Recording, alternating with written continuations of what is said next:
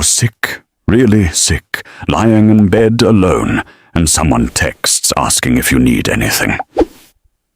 "I'm good," you type back, even though you can barely stand. From the outside, this looks like independence, strength, self-reliance. But that's not what this is. This is something else entirely. Something quieter. Something that's been running in the background of your life so long you forgot it was there. This is your nervous system protecting you from a danger that might not even exist anymore. You're not broken. You're not stubborn. And you're not the only person who feels this way. Your brain isn't rejecting help because something's wrong with you. It's rejecting help because at some point, asking for it stopped feeling safe. What looks like independence is often just self-preservation. Your mind learned that needing people was risky. That vulnerability had consequences. So it built a wall, not to isolate you, but to protect you. And that wall is still standing. The first reason this happens is buried in attachment. As a child, you learned what happens when you need something. Whether people showed up, got annoyed, went silent, or stayed. Whether your needs were welcomed or made you feel like a burden. Your brain filed that away, not consciously, just quietly, like a note in the margins. If asking for help meant getting dismissed or made to feel small, your nervous system remembers, not in words, in feeling. So decades later, when you think about reaching out, your body tenses before your mind finishes the thought. It's not irrational. It's pattern recognition. Here's what people miss. That avoidance once worked. It kept you from being rejected, from being too much. It kept relationships smooth, even if it meant carrying everything alone. The behavior made sense then. But the brain doesn't always update its threat assessment. It keeps running the same program, even when the people around you have changed, even when you've changed.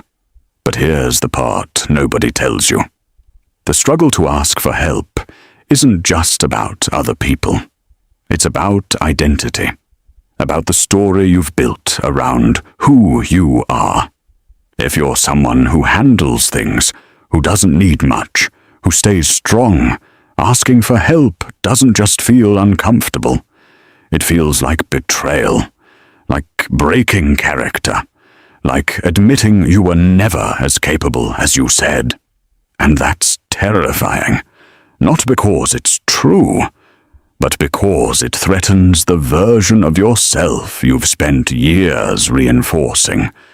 Think about the person who prides themselves on being low maintenance, never asking for much, never complaining.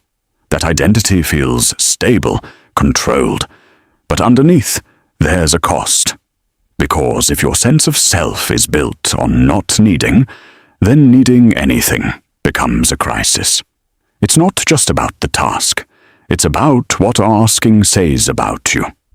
And if you've been the reliable one, the independent one, asking for help feels like falling, like losing yourself.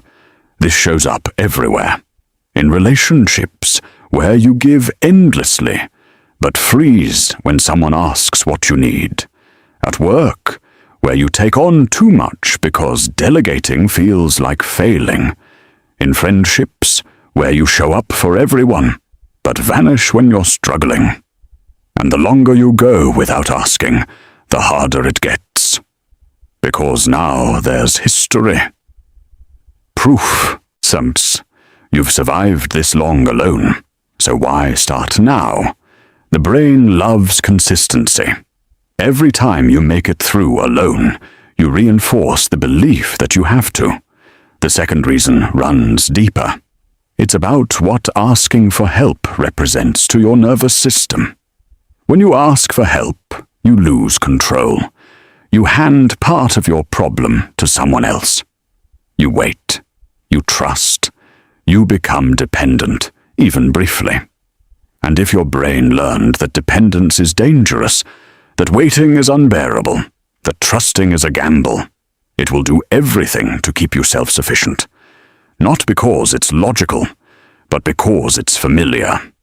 Doing it yourself, even if it's harder, gives you certainty. You know the outcome. You control the timeline.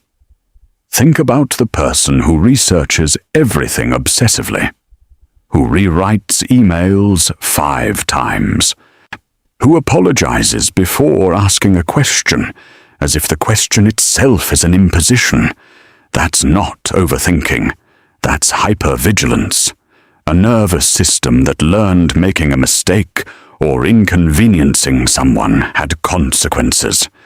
So asking for help feels like setting off an alarm. Your body doesn't just think about logistics. It anticipates rejection, disappointment, or worse, pity. And pity is unbearable, because pity means you've been seen as weak, as someone who couldn't do it alone. And this is where it gets interesting. The behavior doesn't just protect you from others. It protects you from yourself. If you never ask, you never face the possibility that people won't show up. You never sit with the disappointment of an unanswered text, a half-hearted response, someone saying yes, but not meaning it. The brain decides that avoiding the ask is safer than risking the answer, so it keeps you in a loop, self-reliant, in control, alone, but safe. As you age, this pattern doesn't disappear. It just changes shape. In your teens and early 20s, it looks like doing school projects alone, even when collaboration is encouraged. Staying up late rather than admitting you don't understand. It feels like independence. The world reinforces it. You're praised for being self-sufficient, so you internalize it. This is who you are, someone who figures it out alone. By your late 20s and 30s, something shifts. The behavior is the same, but the context is different. Now it's handling financial stress silently, struggling in relationships without confiding, moving apartments alone because asking feels awkward. Instead of feeling like strength, it starts to feel like exhaustion. You notice the weight. You notice other people have support systems, people they call, and you wonder why you don't. But you still don't ask, because now there's a reputation.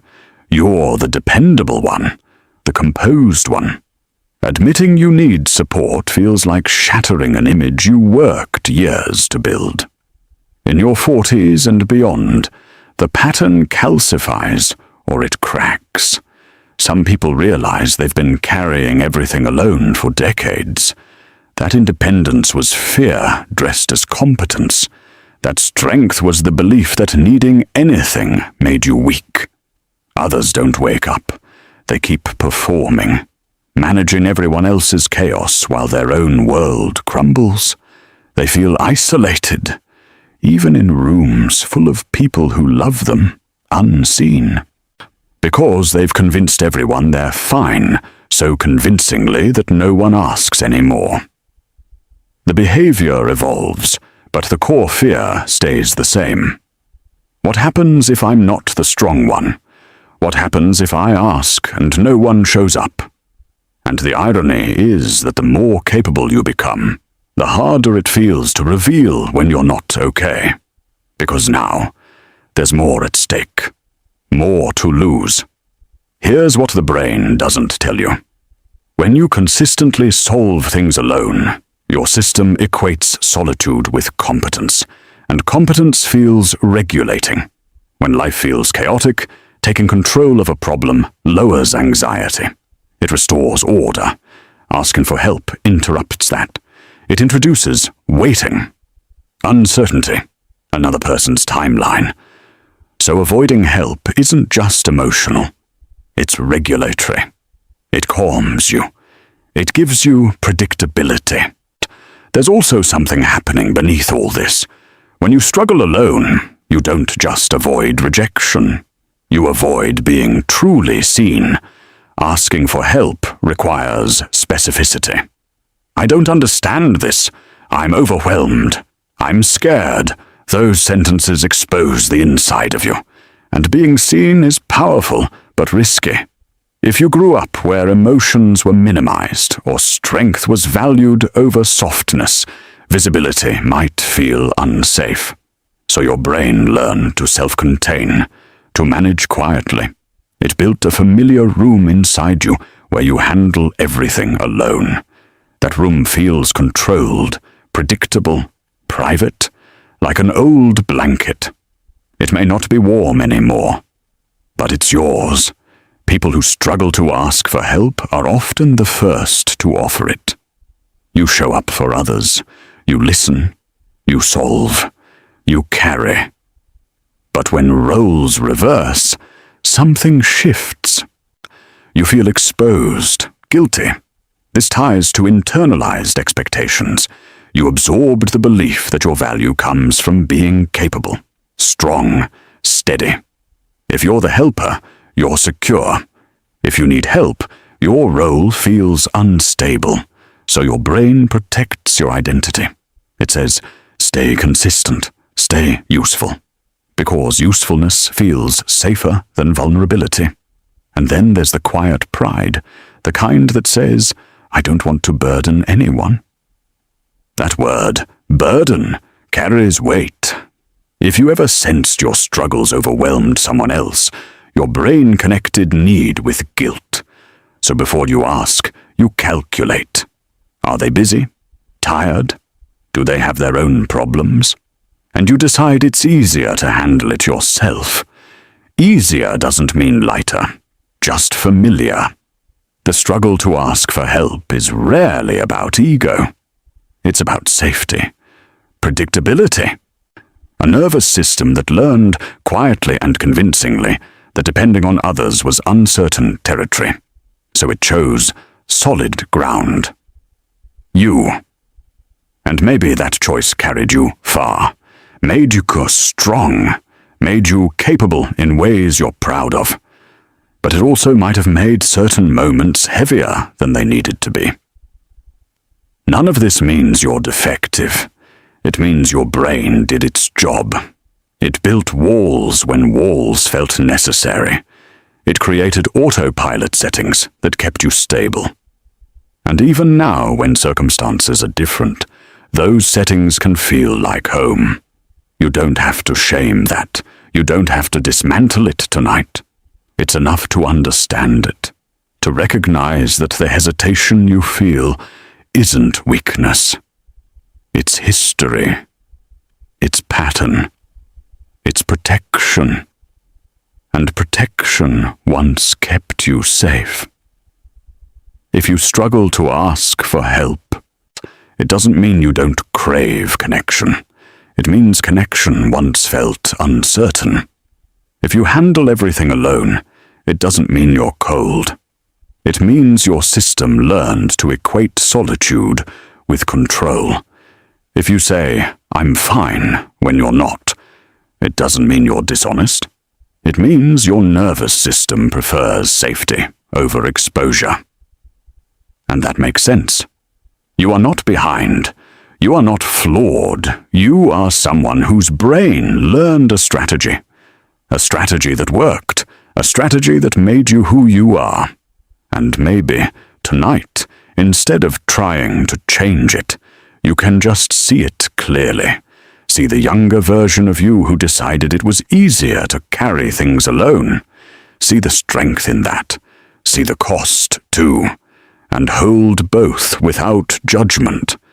Because struggling to ask for help doesn't make you weak. It makes you human. And being human has always been enough.